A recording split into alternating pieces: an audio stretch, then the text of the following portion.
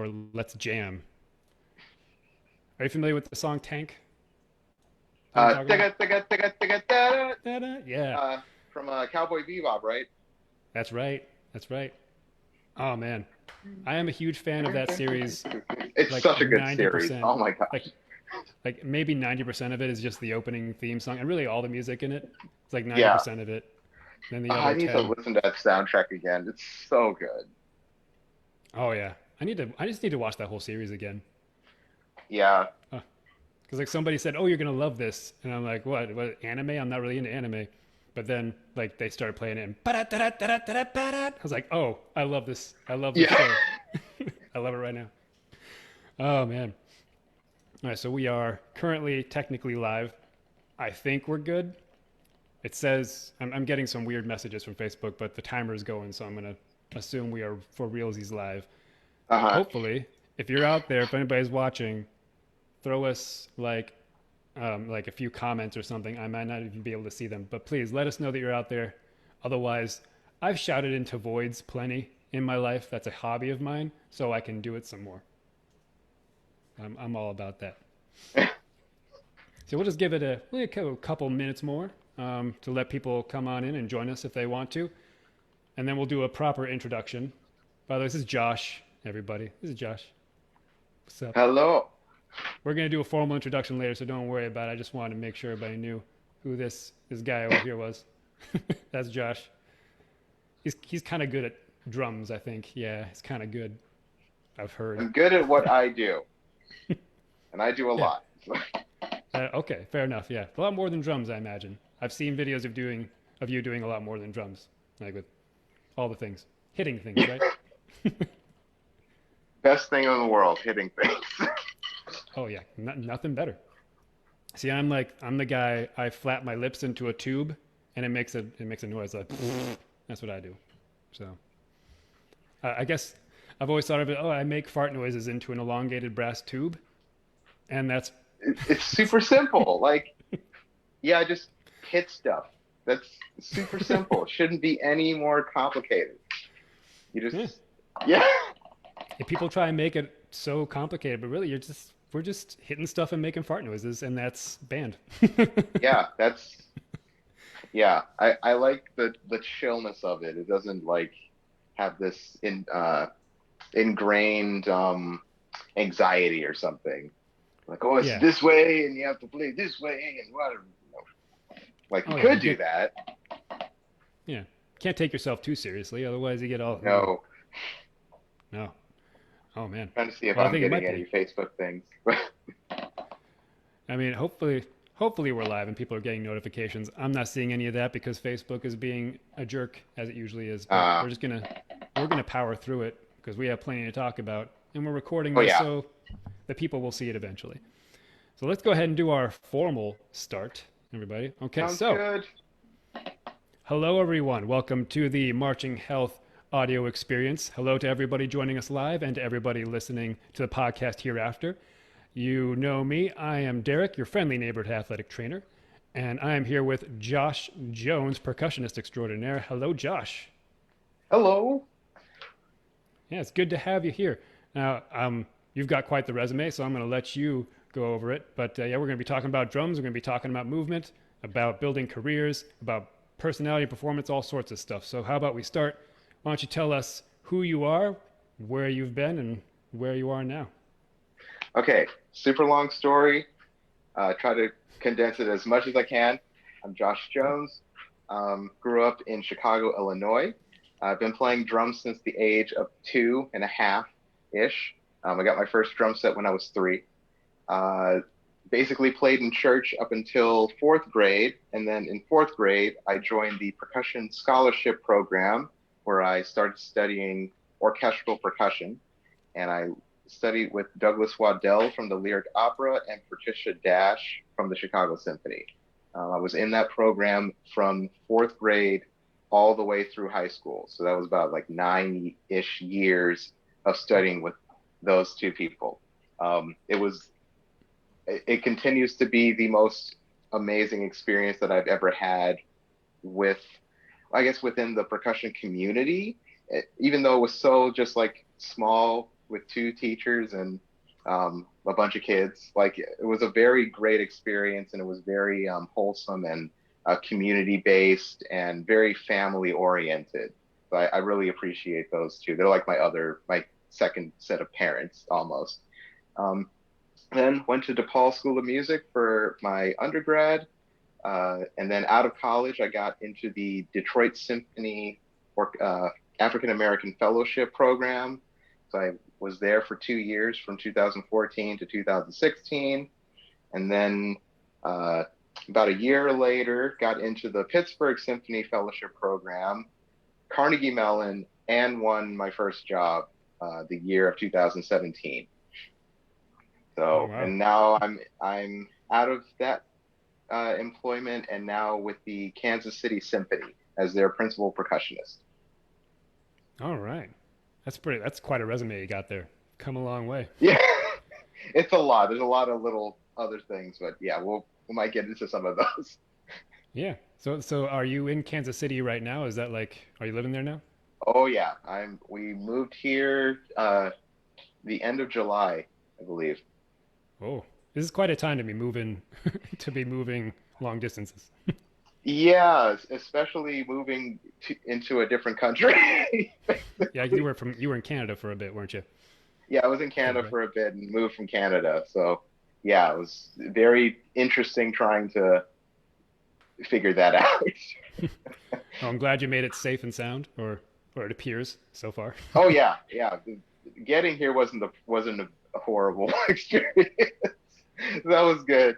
But yeah, made it here safe. The orchestra's doing a lot right now, especially in the community, online, social media stuff. So they're being very active, which is great to see. I'm not just sitting at home doing nothing. Yeah, yeah. A lot of us are stuck in that rut. I'm glad you're getting to do stuff out there. Oh yeah. Yeah. So you mentioned at the very beginning of that whole spiel, which was awesome, by the way, that you started playing with the percussion scholarship program. Could you talk a little bit about that and what kind of impact that had on you as a young musician? Yeah, so my introduction to drums was always church drum set. I didn't know that there was like crash cymbals and timpani and that kind of stuff. And so when I was introduced to the percussion scholarship program, I first went to go see a concert because how you're supposed to apply, you're supposed to go to a concert and get a physical form to apply. Um, I guess so they can make sure you actually see what they're about. So Mm-hmm. my mom took me to go see a concert, and there are all these like beautiful shapes and weird things I've never seen before. And we sat in the front row, and the concert was really cool. It was about 2 hours long, with like 2 hours of music with 12 and up year olds. Like that's a Hmm. lot of work. Um, and so it was pretty cool. And then the last piece, every other piece of music that they played, there was a conductor starting everyone off. This piece, the conductor started one, two, ready, go, and then on the downbeat he left and walked all the Oh. way into the back and started playing congas. And they played the entire piece without a conductor. I was losing my mind. Yeah. And it was Riverdance. Like they did an arrangement of Riverdance. I thought it was the coolest thing ever. And I was like, Mm-hmm. Mom, I have to do this. I want to do this. And yeah, ever since then, it was just like the teachers were really interested in not only teaching music, but also giving students an opportunity to have, you know, that kind of musical experience that they might not get at a high school or a elementary school. Because I know Patricia Patsy was seeing how education was kind of putting music to the side gradually, and so she was like, oh well, I have this job and I have some uh, people that would probably be okay with me doing something like this. So I could probably start a program. And they said, yes, how much money do you want? Basically. Um, so yeah, I'm really happy to have done that program. I was assistant director for 4 years when I went to college. I'm like the big brother. of the group. So it's Hmm. nice to still be in contact with that group and still be helping out in my way. Oh, that's really cool. Yeah. So as you were, it's a very rare experience for a musician that young to get to work with like that high caliber of musician. Because these were, like you said, Patricia or Patsy. She was a percussionist for the CSO. Is that right? Yep. Yeah. So what impact do you think that had? Like, how do you think what advantage did that give you as far as your development as a musician? I guess aside from I mean, the obvious things, like it's two orchestral musicians teaching you what they do for nine Mm-hmm. years. But when you're 10, you don't realize what you're getting.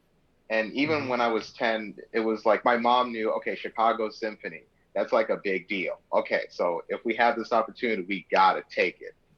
Me, I'm kind of like, okay, well, yeah, a lot of people are around, that's cool. Yeah, I guess I can do this.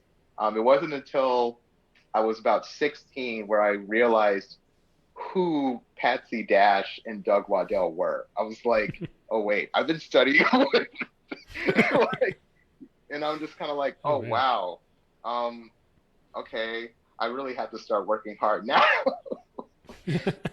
I So better. yeah, other than the obvious things like that, I think being because they never played up their titles with us. They were always Mm-hmm. like, "Hey, we want to help you.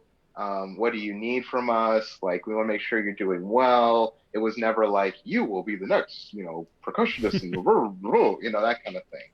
Um, and so that kind of just chill vibe kind of stuck with me, and I try to give that to my students where it's like, yes, I can play really well, and yes, I'm principal percussionist, but like, we're just hitting stuff, we're just trying to figure out things with our bodies and our emotions, and we're trying to make music. We're not trying to get like some big grand scheme title thing like that's cool and all, but like what's the simplest way to access musicality and um connect with an audience? Like that's the bare bones what we're trying to do.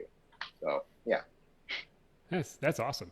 And for anybody who's just tuning in, we are live with Josh Young, principal percussionist at the Kansas City Symphony Orchestra. So that's who we're talking to right now. The next thing I wanted to ask it was so you kind of you talked about how your path from being a beginner all the way to being a professional. So I'm kind of curious, and I bet a lot of people who are looking at possibly a career in music, they're wondering like what does that path of success look like? Like do you like have a big break one day? Was it more incremental? Like what does the path to success in music look like, practically speaking? I've had I feel like I've always had several paths going at the same time almost. So one is obviously Patsy Dash and Doug Waddell. That's a really great um, connection to have just in case something happens. So I have Mm-hmm. that. And then the general thing that everybody needs to do, everybody needs to practice fundamentals. Like Mm. any professional will tell anyone what they did the most of is fundamentals, like as often as possible. If you can play the instrument, somebody will want to hire you. Yeah. If you can't play, then it'll be a little bit more difficult to get stuff. So everybody needs to work on fundamentals. Um, and then the other thing is my quote unquote expertise in this area because obviously I practice a lot, like fundamentals like crazy. And that's Mm-hmm. basically because of Doug and Patsy. They were hammering home fundamental technique. Um, and so by doing that, I was able to not only find my own version of how to work on technique, but also learned how to teach people easy ways to fix things quickly. Um, Mm. and so as I'm kind of experimenting with my own thing and practicing, obviously I'm looking for other paths, either trying to ask people if they want me to play somewhere, um, signing up for, especially in college specifically, signing up for projects, whether it be a composer forum or somebody wants to play on your recital. Maybe someone wants to start a chamber group. Like basically almost saying yes to everything. And not only that, Hmm. but looking for places where you might fit in as far as your, your niche. Um, and so I tried to do a lot of performing.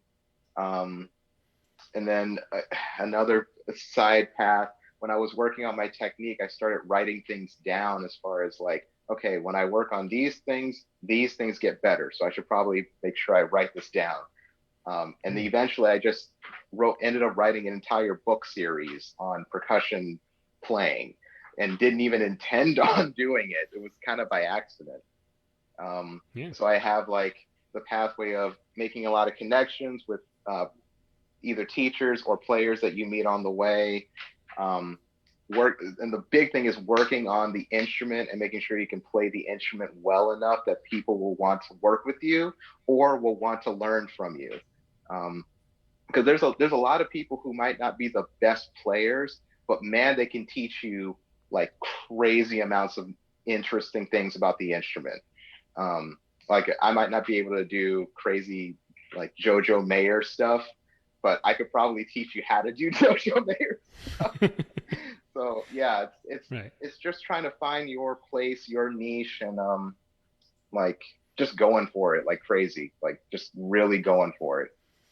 Yeah, I like that idea because I mean, I know that a lot of, at least how I thought about it, I'll just speak to my own experience. When I was a young musician and I was thinking about going professional, my conception of how you do that was okay, I got the fundamentals part right, where like I gotta spend hours in the, I got put in the hours in the practice room working on the fundamentals, getting good, doing the scales, the arpeggios, all the things.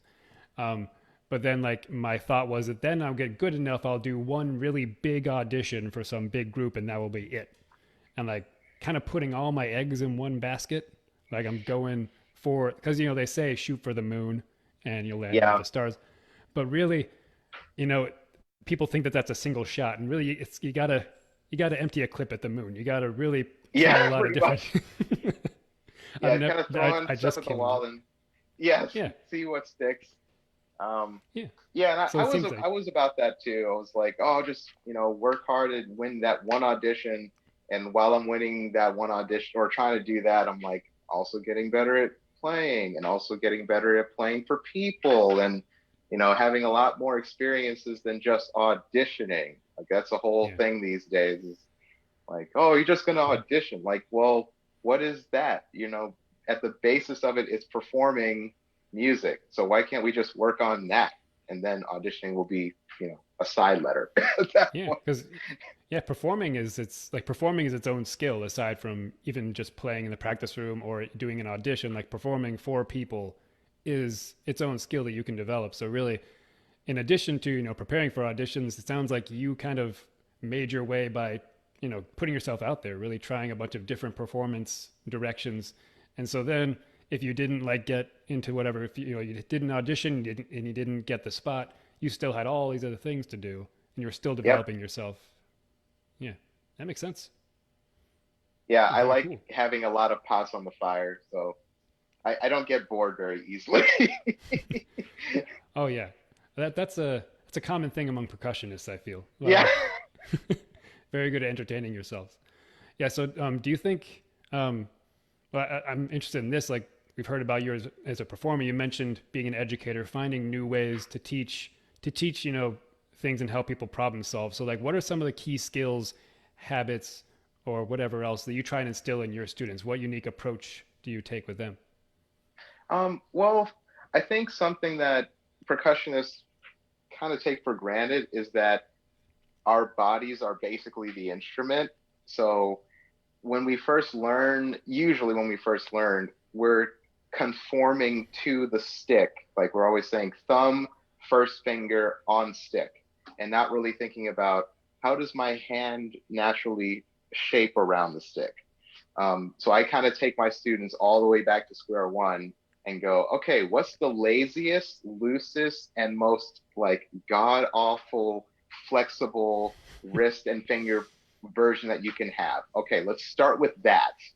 And then Mm, we can add a little bit of, okay, so it's a little bit more comfortable if your pinky is here. Like you can make slight adjustments around a relaxed form. So it's a lot more pliable.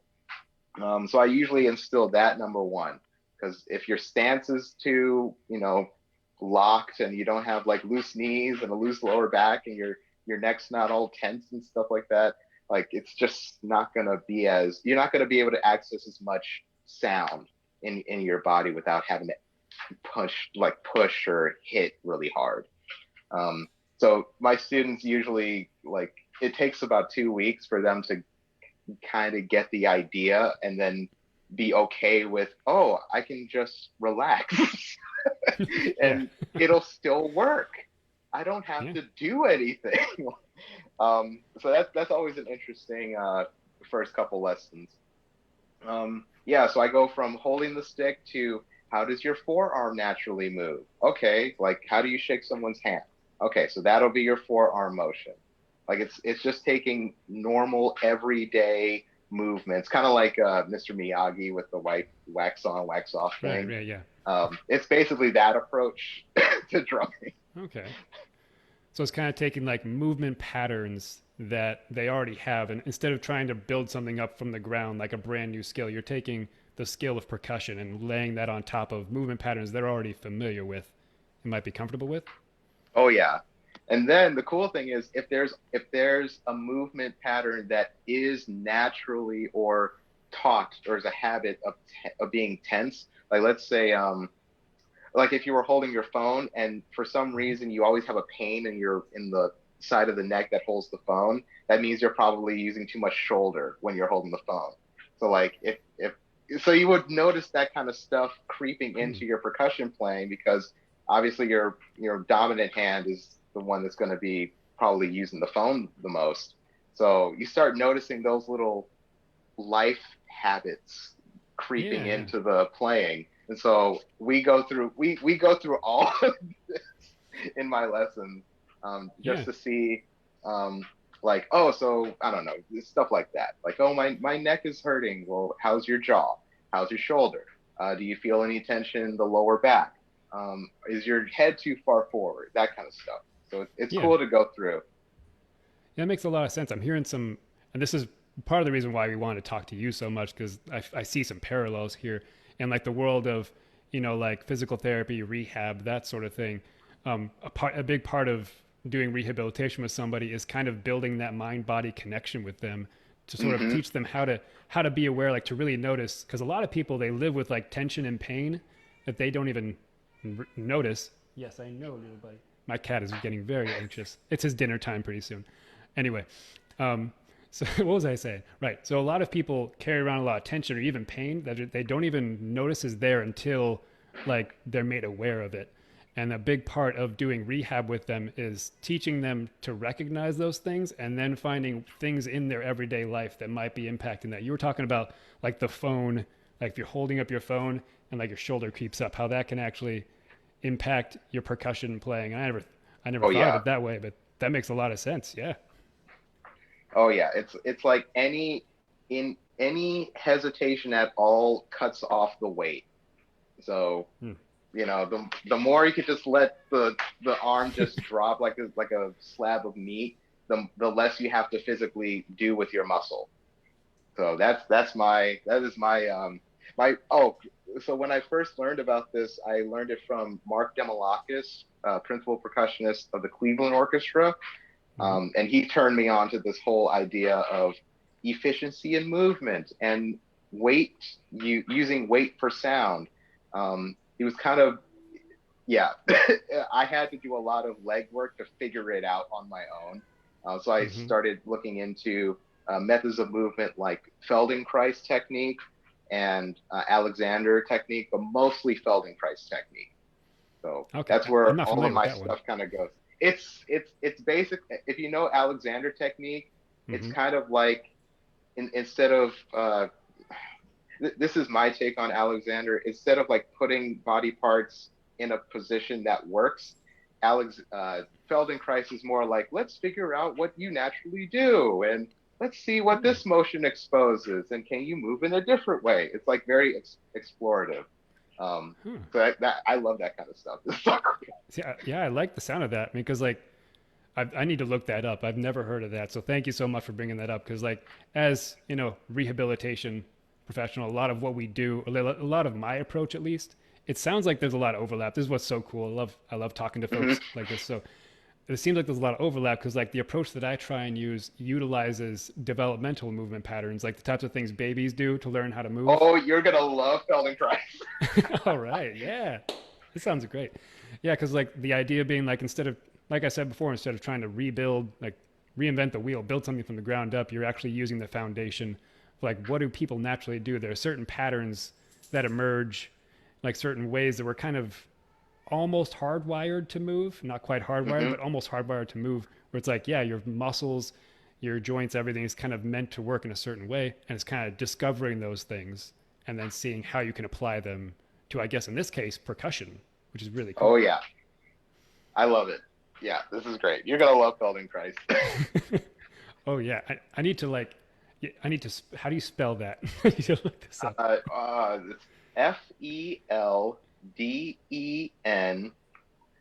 Feldenkr, and I always mess this up. It's either AIS or EIS. Um, Hmm. I'll try both. But yeah, I got to look that up. That sounds really cool. So like, it sounds like your approach to teaching percussion is very kind of full movement, full body movement based. Do you think that that lends? Because I also know I've seen a couple videos of performances that you've done, and you're very like you move around a whole lot. You're very I don't know what the word is, performative, but that sounds duh. Of yeah. course, you're performative, performing. But like, there's a lot of movement involved. Do you think that that approach kind of lends itself to you allowing you to sort of express your personality more through your Oh yeah.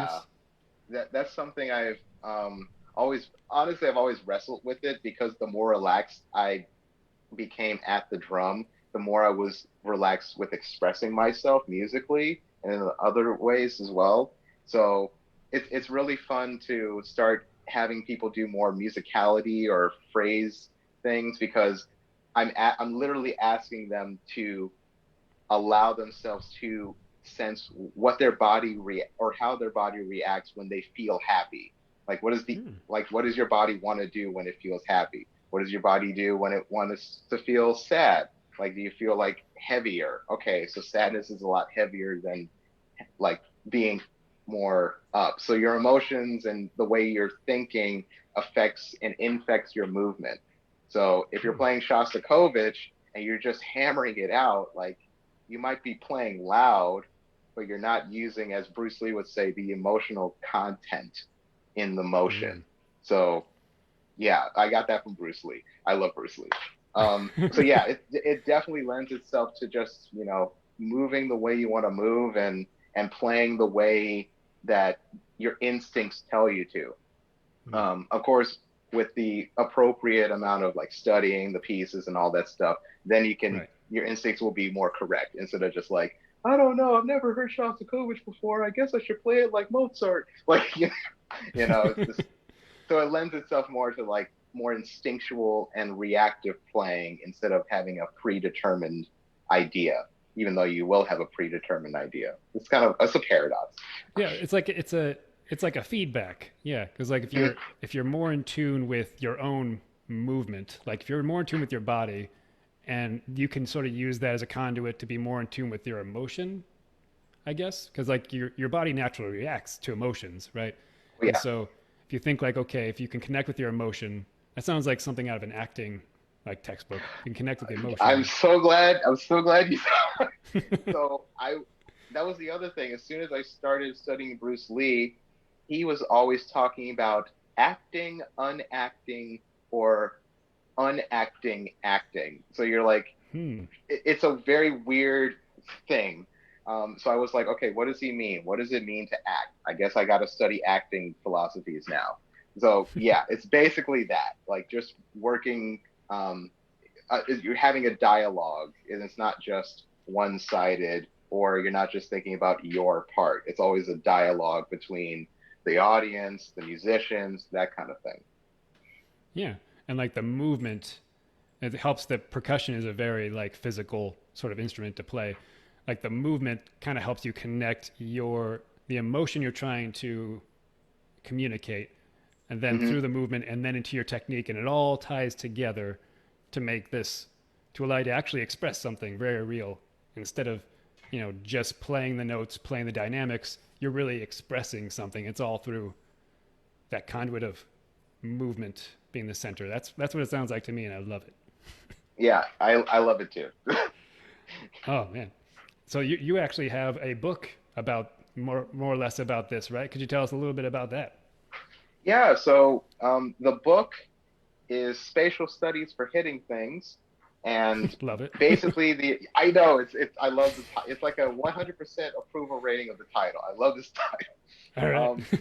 And yeah, so the basis of the book is the reader will basically go through a bunch of interactive and experimenting tasks that I have them go through, starting with lying on the floor and basically trying to feel as if they were going to go to sleep.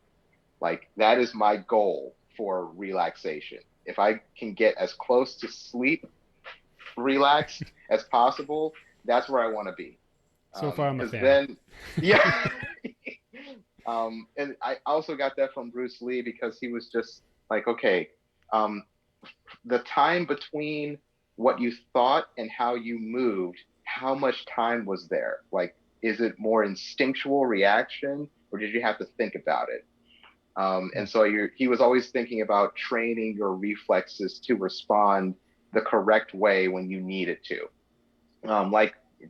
Like anything else, like if you hear a loud bang, you jump. Like your body just naturally is like, oh, we got to go. So Mm-hmm. basically, all of these exercises from lying on the floor to balancing your weight in a chair and stacking your torso on top of itself, and then standing against the wall to stack the torso on top of the legs, and then moving away from the wall. So you Mm. work on a nice stance, and then you start complicating things with, okay, now we're going to add a little bit of forward weight because we have to lift your forearm. Oh, now my weight's moving forward. Like, how do Mm. you balance between standing normally and then with a little bit of forearm lifted? Are you holding your forearms up, or do you still have the looseness in the shoulders when your forearms move up and down? Like it goes through all. It's a very long introduction. Yeah, sounds good. It Yeah, sounds like it's and it's it's building that mind body connection. Yeah. yeah, at least I'm trying to. Yeah. It's very detailed and then eventually when we finally get into holding the stick and actually doing movements, then I start talking about, okay, if you think about turning your hand based on your index finger, you're going to get a brighter sound and you're going to get a faster rebound. If you turn your hand based on your pinky, you're going to get a slower rebound and a darker sound. And Mm. that's where we start getting into like I call it the esoterics of drumming because you have to do it so blatantly that it can be actually heard, especially on the drum. But the more ringing the instruments are, the easier it is to make those different changes audible. But if you can do it on a drum pad, then no one will be able to like touch you with Right. articulations and stuff like that. Mm-hmm. So it goes through all of that. And there's over 5,000 exercises in the book. Oh wow. Cool. So like, yeah, it sounds like it builds you up from the very beginning of like body awareness, movement, full big picture, all the way down to that little minute detail of, pinky or index finger. I Oh love yeah. that. Sounds awesome. So yeah, we're running out of time here. So let's go ahead and wrap it up. What's kind of next for you? Like what's on the horizon for Josh Jones now? Well, I'm almost done with my second book, which is if people like the first one, they're gonna love the second one. Still, I think it's still over 5,000 exercises, and it's all about All right. drum rolls, which Hmm. always lends itself to unnecessary extra tension. So that's why it's taken for like 2 years for me to finish it. Mm-hmm. So that's on the horizon. And still working with the Kansas City Symphony. Going to be working on a recital soon. And yeah, that's about it for me right now. All right. I'm glad you're getting opportunities to play despite all the craziness. Yeah, Yeah. me too. I'm happy to still be in communication with the audience and at least with this medium. Yeah, absolutely. So before we go, you got any pluggables? Where can people find you should you wish to be found? Okay, so my Instagram is Josh Jones Drums. My name, Josh Jones, and drums, just drums. Hmm. My website is drummojo.com. So drummojo.com. And yeah, my book is Spatial Studies for Hitting Things. If you look at my website, you'll easily find the links to all the content, book one and book three. Book two is still under wraps right now. All right. I'm going to go ahead and we'll make sure we post those links in show notes for podcasts and also in this video on Facebook. Those links will be in there. So, yes, definitely everybody go see this guy's stuff. I've actually perused the website a little bit. There's a really great stuff in there about drumming and also some like philosophical stuff. It's really, really cool. Y'all, check it out. All right. Well, it's been great talking to you. Josh, thanks for coming on. Oh, thanks for having me. It's really fun. Absolutely. We should do this again sometime. I feel like we have more we could talk about. Oh yeah, So, we should totally do another one soon. absolutely. Well, and to everybody who's watching live, thanks for joining us. And for everybody who's listening, and we will see you next time. March on, stay healthy. Finger guns. Yeah. See ya.